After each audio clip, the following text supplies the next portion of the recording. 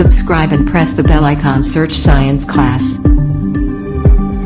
Hello students, welcome to search science class. तो आज हम लोग मेटल नॉन मेटल का जो हमारा 8th लेक्चर है वो आज होगा, और यानी लास्ट लेक्चर है ये।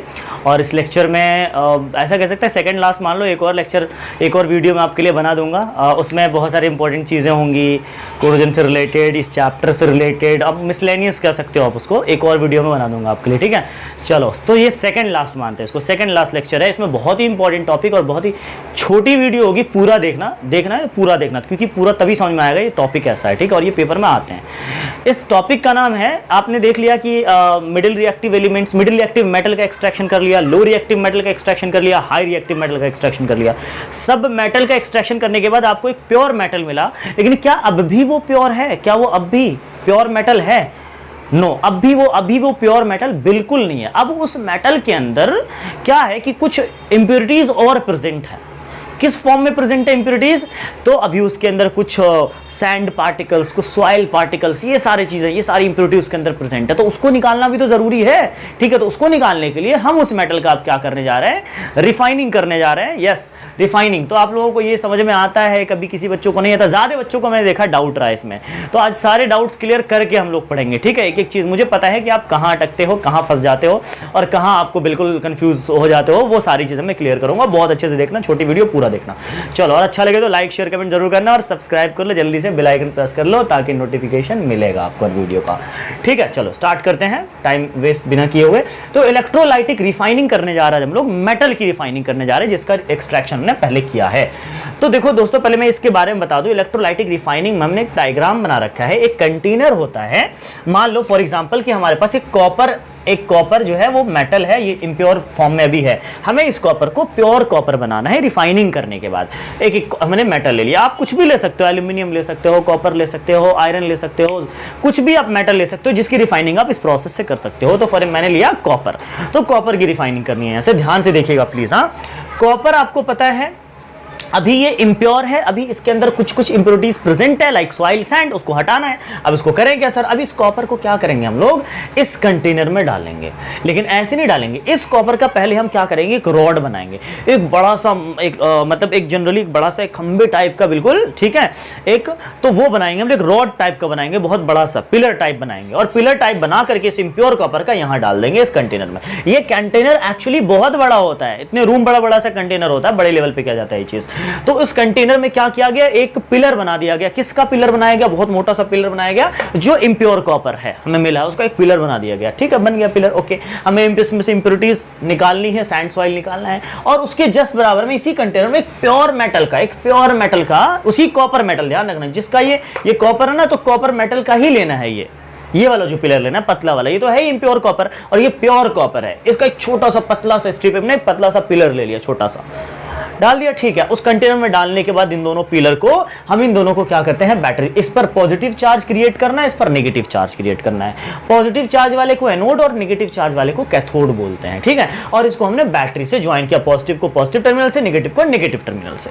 दैट्स इट, ये हमारा डायग्राम था। अच्छा, एनोड, अभी मैंने बोला था कि ये इम्प्योर कॉपर है, तो एनोड किसका बना होता है? तो इम्प्योर मेटल का बना होता है। एनोड किसका बना होता है? इम्प्योर मेटल का बना होता है एनोड हमारा। पेपर में ये क्वेश्चन पूछा भी जाता है कि एनोड किस चीज का बना होता है, तो आप बोलोगे रिफाइनिंग में एनोड किसका बना होता है? इम्प्योर कॉपर का, इम्प्योर मेटल का। और कैथोड किसका बना होता है? प्योर मेटल का, प्योर मेटल का बना होता है हमारा कैथोड। ये पेपर में आ भी सकता है। अच्छा, इसके अंदर कुछ सॉल्यूशन लिया हमने, पता है, देखो अब सॉल्यूशन नजर आ रहा है। ये सॉल्यूशन एक्चुअली इलेक्ट्रोलाइट है। अब आपसे ये भी पूछा सकते हैं, इलेक्ट्रोलाइट के रूप में, इलेक्ट्रोलाइट के फॉर्म में हम लोग क्या लेते हैं? What we take as an electrolyte, तो हम लेते हैं क्या? Salt solution. ध्यान रखना, क्यों लेते हैं सॉल्ट सॉल्यूशन? बिकॉज इलेक्ट्रिसिटी को कंडक्ट करवा देता है बहुत आसानी के साथ। इलेक्ट्रिसिटी को यहां से यहां तक टर्मिनल इसको क्या करेगा? सर्किट कंप्लीट कर देगा, ठीक है। इलेक्ट्रिसिटी फ्लो कर जाएगी आराम से, पॉजिटिव से नेगेटिव की तरफ, ठीक है। हो गया, ये पूरा सेटअप है हमारा। अब हमने कॉपर को यहां लगा दिया, जो भी इम्प्योर है इसको प्योर बनाना है, ठीक है। चलो, जैसे ही इलेक्ट्रिसिटी पास करेंगे, अब आपको पता है ये प्योर कॉपर है, इम्प्योर कॉपर है, दोनों में से मेल्ट जल्दी कौन करेगा? इम्प्योर वाला। ये मेल्ट करना स्टार्ट कर देगा। जैसे ही मेल्ट करना स्टार्ट करेगा, हम टेम्परेचर को रोक देंगे, यानी कि इलेक्ट्रिसिटी को ज्यादा फ्लो नहीं करवाएंगे, ज़्यादा मतलब अमाउंट ऑफ इलेक्ट्रिसिटी फ्लो नहीं करवाएंगे, बस इसको गर्म करना है मकसद। जैसे ही मेल्ट करना स्टार्ट करेगा, इसमें से मेल्ट होते साथ कॉपर भी मेल्ट होगा। क्या होगा मेल्ट? कॉपर भी मेल्ट होगा, और कॉपर के साथ साथ कुछ इंप्योरिटीज भी मेल्ट होंगी इसके अंदर। क्या मेल्ट होंगी? कुछ इंप्योरिटीज मेल्ट होंगी। अब उस इंप्योरिटीज को कैसे निकलेगा वहां से? देखो कॉपर आया, यहां से कॉपर आ रहा है, कॉपर मेल्ट हो रहा है, ठीक है। अब यहां से कॉपर आएगा, इसमें से मेल्ट होकर के कुछ कॉपर तो क्या होगा? चार्ज के साथ अपने पॉजिटिव, क्योंकि जाहिर बात है कॉपर चार्ज क्रिएट करता है, उस पर पॉजिटिव चार्ज होता है, तो कुछ कॉपर क्या है इसमें तैरना स्टार्ट कर देगा कॉपर मेल्ट होने के बाद अपने 2 पॉजिटिव चार्ज के साथ, और कुछ इंप्योरिटीज इसमें से निकलने स्टार्ट जाएगी। इंप्योरिटी लाइक सैंड, सॉइल, वो कहां जाके बैठेगा? वो तो डेंसिटी ज्यादा होती है, तो वो जाके कहां बैठेगा? नीचे जाके बैठ जाएगा, इसके एनोड के नीचे।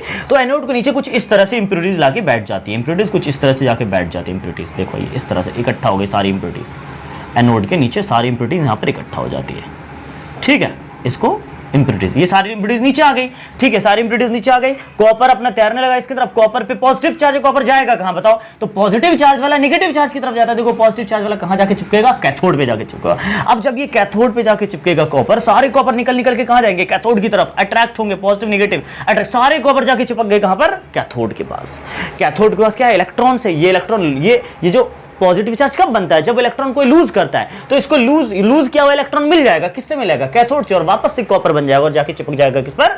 कैथोड पर। सारे कॉपर आके मेल्ट होके यहां चिपक जाएंगे कैथोड पर, सारी इंप्योरिटीज चली जाएंगी नीचे। और ये जो इंप्योरिटीज गई है, इसको पता है क्या बोला था? इस इंप्योरिटीज का नाम है एनोड मड। ध्यान रखना, पूछा जाता है कभी कभी, एनोड मड बोला जाता है इस इंप्योरिटीज को, ठीक है। और सारे कॉपर कहां इकट्ठे हुए? तो धीरे धीरे ये पतला होता जाएगा, नहीं कि ये थिन होता जाएगा, और ये धीरे धीरे थिक होता जाएगा, मोटा होता जाएगा, क्योंकि सारे कॉपर चिपक रहे हैं इसके पर। और जब पूरा रिएक्शन कंप्लीट हो जाता है, हम इसको सब कुछ हटा के, सारा सेटअप हटा के, हम क्या करते हैं? कैथोड पर से सारे कॉपर को कलेक्ट कर लेते हैं, और कॉपर इस तरह से हमारा रिफाइन हो जाता है। आई होप कि आपको सारा समझ में आ गया होगा क्या कर रहे थे हम, ठीक है। इलेक्ट्रिसिटी पास करते ही मेल्ट होगा, कॉपर निकलेगा, कॉपर सारा पॉजिटिव है तो स्विच कहां चला जाएगा? कैथोड पर, नेगेटिव पर, और जाके सारा कॉपर यहां पे चिपक जाएगा। और ये एनोड मड हमारा कैसे बना? क्योंकि इसकी सारी जो इंप्योरिटीज थी वो धीरे धीरे सेटल डाउन हो गई कहां? एनोड के जस्ट नीचे, इसलिए इसका नाम रखा गया एनोड मड। और ये प्रोसेस हमारा कंप्लीट हो गया और कॉपर हमारा रिफाइन हो चुका है। सारे मेटल्स को आप ऐसे रिफाइन कर सकते हो, इसी प्रोसेस से रिफाइन कर सकते हो, जिसका नाम है इलेक्ट्रोलाइटिक रिफाइन। इलेक्ट्रिसिटी का यूज करके रिफाइन किया हमने। क्लियर चीज? लिख भी सकते हो बहुत आसानी से। हमने पहले सेटअप के बारे में लिखो। We have taken a container in which 2 electrodes, that is anode and cathode. Anode is made up of impure metal and cathode is made up of pure metal. ठीक है. We have taken in this क्या कहते हैं container, we have taken as electrolyte which is called salt, which is a salt solution. Electrolyte क्या है? Salt solution है. ठीक है. When we pass the electricity in this solution, the anode starts melting. Anode starts melting, and the copper which have positive charge stick with the cathode. Okay. ठीक है. Stick हो गया cathode के साथ. अब क्या हुआ? The impurities which have high density settle down at the bottom of anode. Anode के bottom पे जाके settle down होता है. This impurity is known as anode mud. इसी को क्या बोलते हैं? Anode mud. लिख भी सकते हो, नोट्स बना सकते हो, जो मैं बोल रहा हूँ ना पॉज पर करके लिख लो आप, ठीक है? Anode mud. Okay. And after all we have separated, we have purified या we have refined the copper. हमने क्या कर लिया है? कॉपर को रिफाइन कर लिया है इस प्रोसेस से। ये था हमारा इलेक्ट्रोलाइटिक रिफाइन। आई होप कि आपको समझ में आ गया होगा। नेक्स्ट क्लास में हम लोग डिस्कस करेंगे एक बहुत ही इंपॉर्टेंट टॉपिक के साथ, कोरोजन, और उसमें बहुत सारी चीजें बताऊंगा, इंपॉर्टेंट बताऊंगा। इस चैप्टर में हो चुका है, अब लास्ट वीडियो हमारी बाकी रह गई है।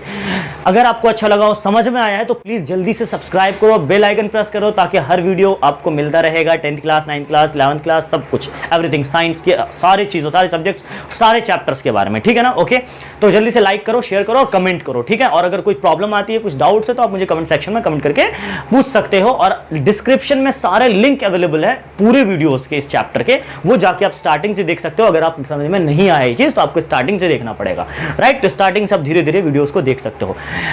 Thank you so much, thanks for watching video, thanks a lot.